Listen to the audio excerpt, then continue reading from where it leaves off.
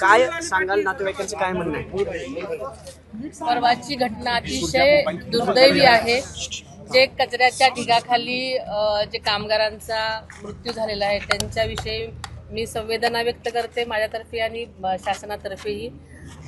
झालेली घटना अतिशय दुर्दैवी होती आणि अकस्मात झालेली आहे. आता म्हणजे इतर दुर्घटनेपेक्षा ही वेगळी आहे, कारण हा कचऱ्याचा ढीग असल्यामुळे जी आपण म्हणता की जी ही चाललेलं आहे तपास यंत्रणाला वेळ लागतोय.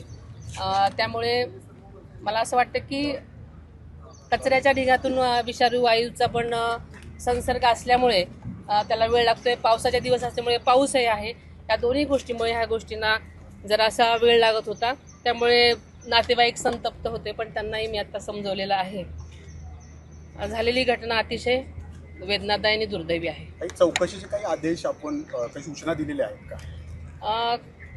चौकशीचे आदेश तर दोषींवरती दिलेलेच आहेत. जे ज्यांच्या कुणामुळेच्या हलगर्जीपणामुळे ही घटना घडलेली आहे त्यांना नक्कीच कुठल्याही म्हणजे पद्धतीनं शासन पाठीशी घालणार नाही.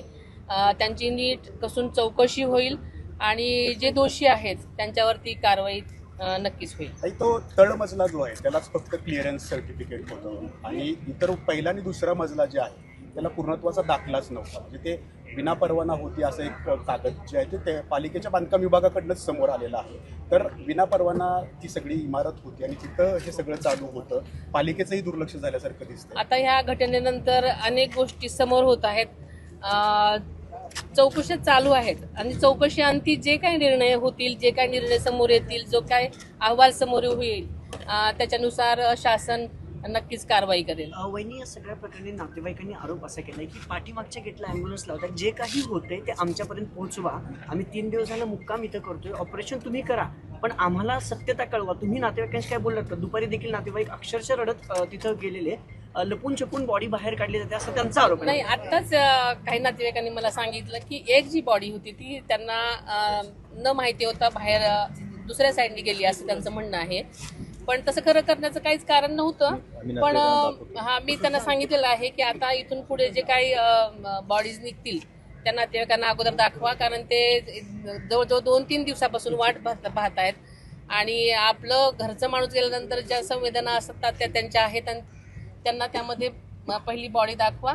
असे काही म्हणजे घोळ होऊ देऊ नका, कारण सेन्सिटिव्ह गोष्टी आहेत सगळ्या आणि आपण त्यामध्ये तारतम्य बाळगणं अतिशय गरजेचं आहे. मगाशी आयुक्तांचा आणि नातेवाईकांची बरीच चर्चा झाली आणि नातेवाईकांनी अनेक मागण्या केलेल्या आहेत. आयुक्तांनी कदाचित तुम्हाला सांगितलं असेल, तर त्या मागण्या पूर्ण करण्याच्या अनुषंगाने आर्थिक मदत असेल, नोकरीच्या अनुषंगाने असेल, बऱ्याच मागण्या आहेत आणि त्यांना त्याच्यात एक शाश्वती मिळत नाही आहे किंवा एक शब्द मिळत नाही आहे. तर ते त्यासाठी बऱ्याच हे करतात की लेखी काहीतरी मिळावं. आता आम्हाला कंपनीतर्फे ज्या काही ते हेल्प करणार आहेत, जी काय मदत देणार आहेत त्याच्याविषयी सांगितलेलं आहे.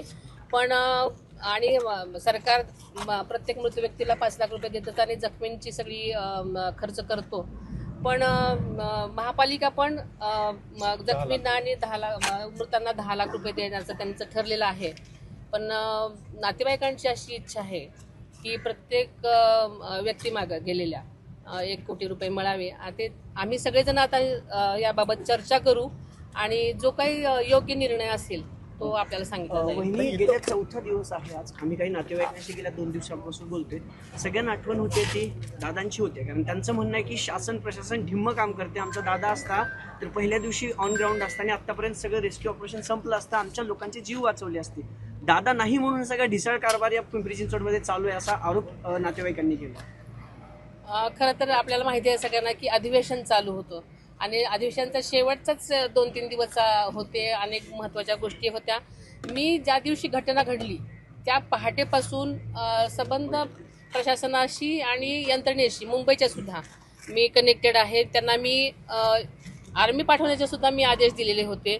NDRF, SDRF, अग्निशमन दल आणि महापालिकेची जी काही यंत्रणा आहे ती तात्काळ म्हणजे लगेच काम करण्यासाठी मी पाठवण्याचे आदेश दिलेले होते आणि त्या प्रकारे काम चाललंय असा फीडबॅक मला मिळत होता. बऱ्याच वेळेला मी व्हिडिओ कॉल करून सुद्धा इथली माहिती घेतलेली आहे. सातत्याने मी ह्या सगळ्यांच्या संपर्कात होते, माहिती घेत होते, फक्त प्रत्यक्ष फील्डवर आले नव्हते. दादांची कमी वाटणं साहजिकच आहे, कारण ते दादाच होते. पण दादा जरी नसले तरी माझंही तेवढंच लक्ष इथे होतं. सतत मीडियासमोर न आल्यामुळं कदाचित तुम्हाला माहिती नसेल, पण मी कंटिन्युअस ह्या सगळ्या प्रक्रियेच्या फॉलोअपमध्ये होते, विचारत होते. मध्येच नातेवाईकांचं म्हणणं आहे की यंत्रणा कमी होती, पण पावसामुळे आणि तपास कार्यामध्ये अनेक गोष्टींची हे असल्यामुळे थोडीशी अडचण निर्माण होत होती. त्याच्यामुळे विलंब लागत होता. त्याच्याशिवाय असं काही फारसं घटना घडलेल्या नाहीत. पण आता त्यांची भावनात्मक अटॅचमेंट असल्यामुळे प्रत्येक गोष्ट लवकर व्हावी ही प्रत्येकाची इच्छा असते. त्याच्यामुळे कदाचित त्यांना तसं वाटत असेल.